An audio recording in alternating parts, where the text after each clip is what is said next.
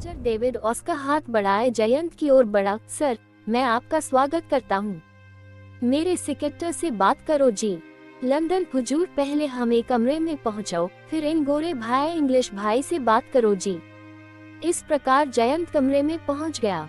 कमरे से बाहर लंदन बंगाल और ऑस्कर की बातें हुई। हम एक दूसरे का परिचय प्राप्त कर लें।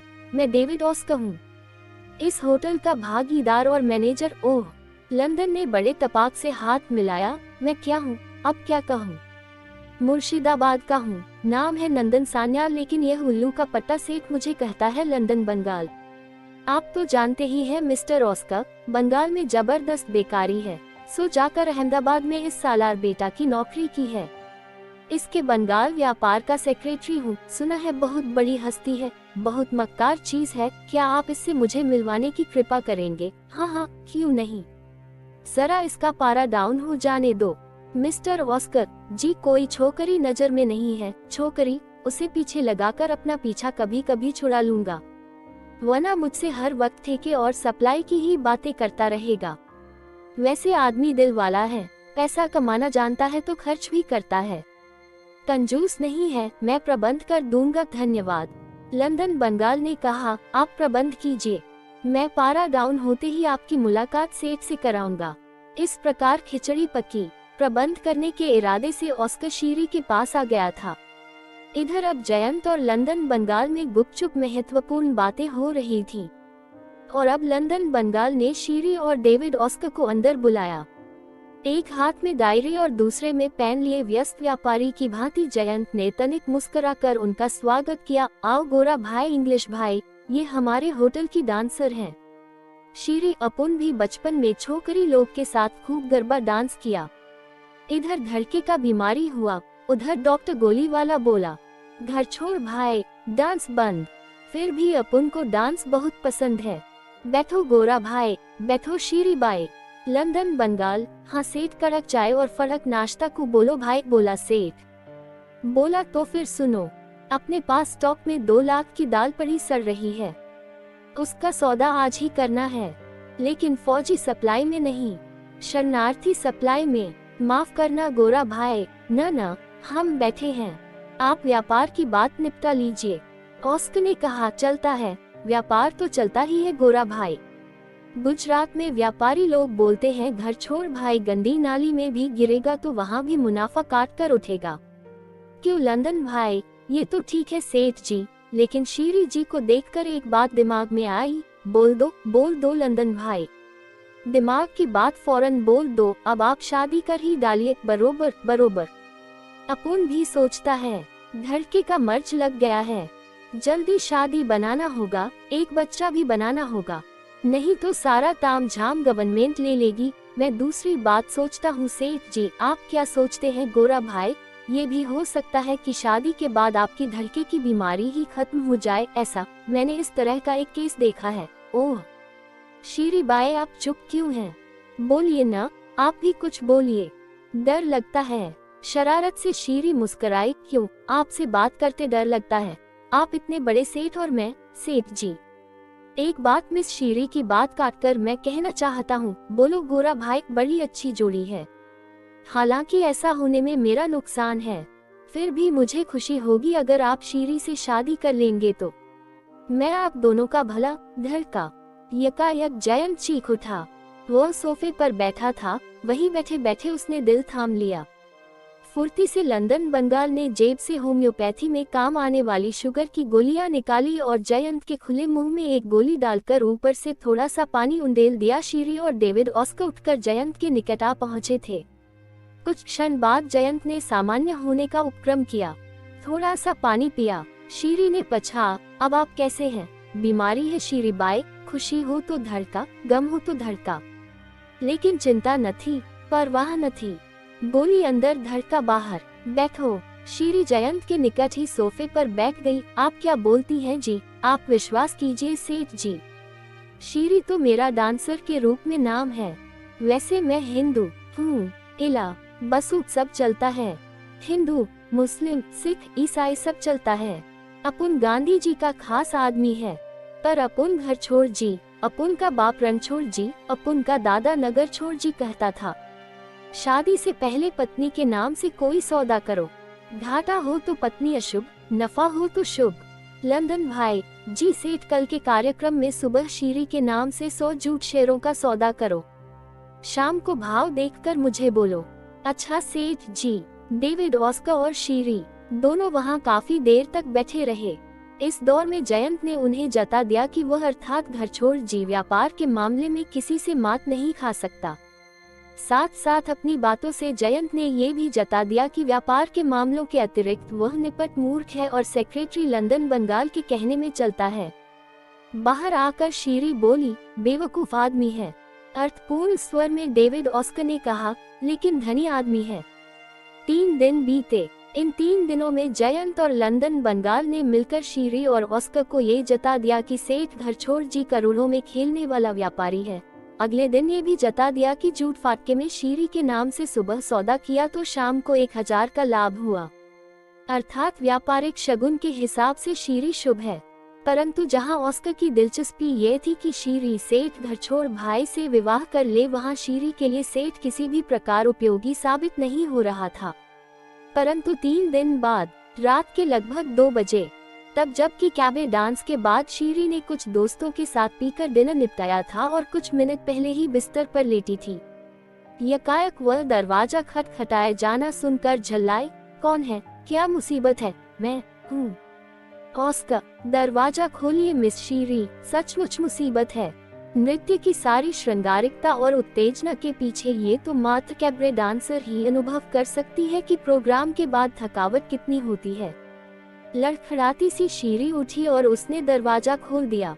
ओह मिस शीरी, यह मैं क्या सुन रहा हूँ? ईश्वर के लिए कहिए कि यह सब गलत है। जानती हैं, होटल पुलिस ने घेर रखा है और आपको पाकिस्तानी जासूस बताया जा रहा है। शीरी का नशा हिरन हो गया। काटो तो खून नहीं। लड़खड़ाए से स्वर में वह केवल इतना ही बोली, गलत है, ये सब गलत है। मैं जानता हूँ, परंतु रात के 2 बज रहे हैं। इस समय तो किसी को फोन करना भी उचित नहीं होगा। आपकी गिरफ्तारी रुकवाऊं तो कैसे? मैं अंग्रेज हूँ, मुझे वैसे ही संदिग्ध दृष्टि से देखा जाता है। कहिए तो भला क्या करूँ? मैं उन लोगों से कहकर आया हूँ कि दरवाजा खोलने के लिए चाबी ला रहा हूँ। शीरी क्या कहे? घबराहट किसी अवस्था में ऑस्कर बड़ा और जयंत के कमरे की कॉल बेल का स्विच भी दबाया और साथ ही दरवाजा भी खटखटाया। तुरंत ही दरवाजा खुल गया। आप जाग रहे हैं? लंदन बंगाल को संबोधित करके ऑस्कर ने पूछा। अभी तो हमारा बही खाता चल रहा है। सेठ भी जाग रहे हैं। मिस शीरी पर मुसीबत है। क्या हुआ? पुलिस ने होटल घेर लिया है। कहते हैं कि शीरी पाकिस्तानी जासूस है। क्या बात है गोरा भाई? जयंत भी दरवाजे पर आ गया। आपकी होने वाली पत्नी को गिरफ्तार करने पुलिस आई है। वह लोग कह रहे हैं कि मिस शीरी पाकिस्तानी जासूस है। जयंत मुस्कुराया। मेरी होने वाली पत्नी की तरफ कोई आंख उठाकर भी नहीं देख सकता। मिस्टर गोरा भाई, इंग्लिश भाई, उन लोगों के अफसर को मेरे पास बुलाओ। मिस्टर लंदन बंगाल जी, सेठ जी, तरकीब नंबर 42 की गोली चलेगी। शीरी बाई जी। बुझे स्वर में वह बोली, आप अपने कमरे में आराम करो जी। हमने बड़ी बड़ी पुलिस और बड़ी बड़ी फौज देखी है। सब ठीक हो जाएगा। कैसे ठीक होगा? ये सब अपन पर छोड़ो जी। ऑस्कर चला गया। शीरी भी घबराहट में अपने कमरे के अंदर चली गई। कुछ देर बाद ऑस्कर आया तो उसके साथ थे राजेश। आओ जी अफसर जी, पधारो जी। राजेश का हाथ थामकर जयंत अंदर ले गया। उनके पीछे पीछे ही लंदन बंगाल कमरे में प्रविष्ट हुआ और सराग से दरवाजा बंद कर लिया। 20 मिनट तक ऑस्कर बाहर सूखता रहा। शीरी अंदर कमरे में जैसे घुटती रही। 20 मिनट बाद दरवाजा खुल गया। लंदन बंगाल राजेश के साथ जैसे औपचारिकता निभाने गया था। ऑस्कर और फिर शीरी भी कमरे में दौड़े आए। क्या हुआ? क्या मान गया? हाँ, 20,000 के नोट जेब में रखने के बाद मान गया। उसने एक शर्त रखी है मिस शीरी, कैबे डांस बंद। ये होटल छोड़ना होगा। लेकिन इससे क्या फर्क पड़ता है? ओह। शीरी कृतज्ञ होकर बड़ी और मुग्ध भाव से जयंत के गले में बाहें डाल दी। उसी क्षण जयंत चीखा, धड़का। बेहोशी का स्वान जयंत ने तब छोड़ा जबकि लंदन बंगाल आ गया और शुगर की गोली जयंत को दे दी। सुबह ही जयंत के साथ शीरी ने होटल छोड़ दिया। इस यूनिट में संदेह का एक त्रिकोण था। जगत को प्रमोद घोष बने याकूब मिर्जा पर संदेह था। याकूब मिर्जा को जगत पर संदेह था। प्रवीर घटक ढाका का एक पत्रकार था और अब उसने कलम रखकर बंदूक उठा ली थी। प्रवीर को जगत पर संदेह था। आमतौर पर जगत ने कह रखा था कि वह खुलना का रहने वाला है। परंतु प्रवीर ने कुछ वर्ष पहले अंतर्राष्ट्रीय ठग जगत का एक चित्र देखा था और हर क्षण वही बात याद आती रहती थी। एक दिन रात में प्रवीर जगत को एकांत में पा गया। दादा, प्रवीर ने टोका, कुछ कहना है? जरूर, प्रवीर ने साहस बटोर कर कहा, क्षमा करेंगे, एक संदेह है। जगत मुस्कुराया, संदेह? ठीक है दादा। चौंक पड़ा प्रवीर, लेकिन इस हकीकत का ढिंढोरा पीटने से कोई लाभ है यह मैं नहीं मानता। ये युद्ध है मेरे भाई, मेरा और तुम्हारा एक सैनिक के रूप में कर्तव्य है, बस उस कर्तव्य का पालन होता रहना चाहिए। तो मेरा संदेह हकीकत है जगत दा? हाँ। जगत ने प्रवीर के कंधे पर हाथ रखते हुए कहा, मैं ही ठग जगत हूँ। इंसान की अपनी अपनी मजबूरियाँ होती है प्रवीर, किसी को जल्लाद का पेशा अपनाना पड़ता है तो किसी को धर्म गुरु का, परंतु पेशे के अतिरिक्त सभी इंसान भी तो होते हैं और कभी कभी पेशा भूल जाना होता है और इंसानी कर्तव्य के लिए कुछ बन जाना पड़ता है। जैसे तुम पत्रकार से सैनिक बने, मैं ठग से सैनिक बना, उतना ऊंचा पत्रकार मैं नहीं हूँ। जगत दा अखबार के दफ्तर में संपादक नहीं, संपादकीय विभाग में एक था, लेकिन आप अगर साधारण सैनिक न बनकर विदेशों में बांग्लादेश के लिए कार्य करते तो अधिक उपयोगी होता शायद। परंतु मानव मन की भी कुछ आकांक्षाएं होती हैं, क्या ये सत्य नहीं है? सत्य है, सैनिक बनने की आकांक्षा थी सो सैनिक बन गया। खूब दादा, बातों में क्या आपसे जीता जा सकेगा? जैसी सहज प्रवीर और जगत की बात थी, ऐसी ही सहज बात जगत ने प्रमोद घोष अथवा याकूब मिर्जा से भी कही। उस दिन एक रेलवे पुल को उड़ा देने के कार्यक्रम में पूरी यूनिट लगी रही थी। शाम को लौटते समय जगत और याकूब मिर्जा एक छोटी सी डोंगी में थे। तुम्हें प्रमोद ही कहूँ? जगत ने बात इस प्रकार शुरू की थी। तो क्या कहोगे?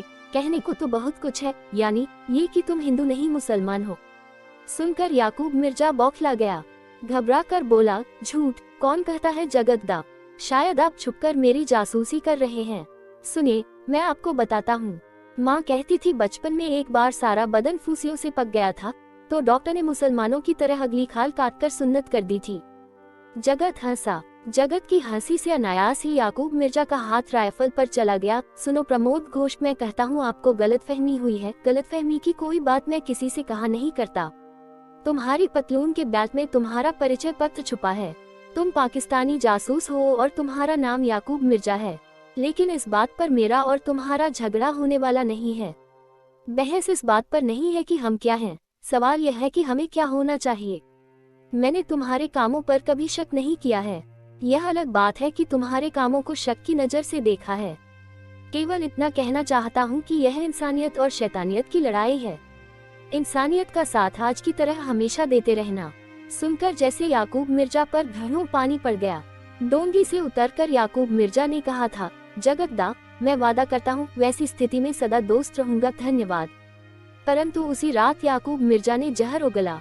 ये बात अलग है कि वह जहर प्रभावहीन रहा। इस कहानी के अगले भाग को देखने के लिए चैनल को सब्सक्राइब करें और बेल आइकन दबा लें, जिससे हमारी नोटिफिकेशन आपको मिलती रहेगी।